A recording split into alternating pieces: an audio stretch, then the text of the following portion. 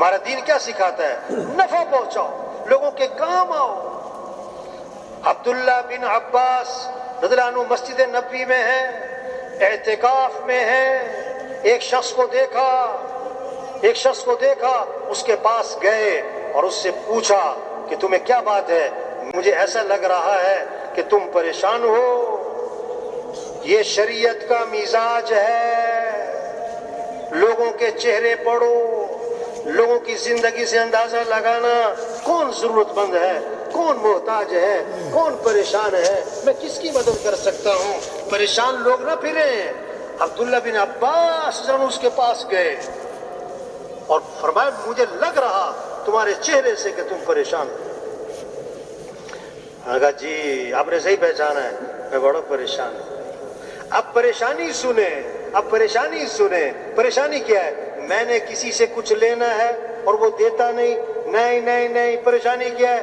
میں نے کسی کا کچھ دینا ہے اور میرے پاس ہے کچھ نہیں، یہ پریشانی ہے۔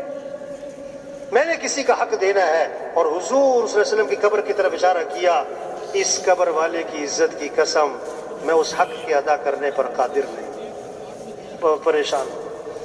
عبداللہ بن عباس رضی اللہ عنہ نے فرمایا اگر تم کہو تو میں تمہاری سفارش کروں، شریعت کا مزاج ہے، اگر آپ کسی کی بات آگے پہنچا سکتے تو پہنچانی چاہیے۔ انہوں نے کہا آپ کی مہربانی ہوگی۔ جوتا لیا، مسجد سے باہر نکلے اور چل پڑے۔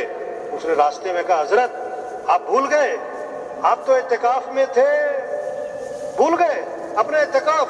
کہ نہیں بھولا نہیں ہوں، مجھے یاد ہے میں اعتکاف میں تھا اور میں پھر بھی نکلا ہوں۔ پتہ کیوں نکلا ہوں؟ حضور صلی اللہ علیہ وسلم کی قبر کی طرف اشارہ کیا، میں نے اس قبر والے سے سنا ہے اور ابھی زمانہ زیادہ نہیں گزرا ہے، اور یہ کہہ کر آنکھوں میں آنسو آ گئے۔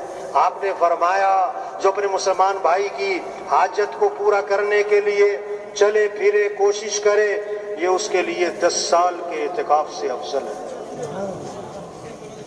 10 سال کا اعتکاف، کسی کی حاجت کو پورا کرنا، کوشش کرنا، اس کے لیے چلنا پھرنا، یہ ہمارا دین سکھاتا ہے کہ لوگوں کے کام آئیں، لوگوں کو نفع پہنچائیں۔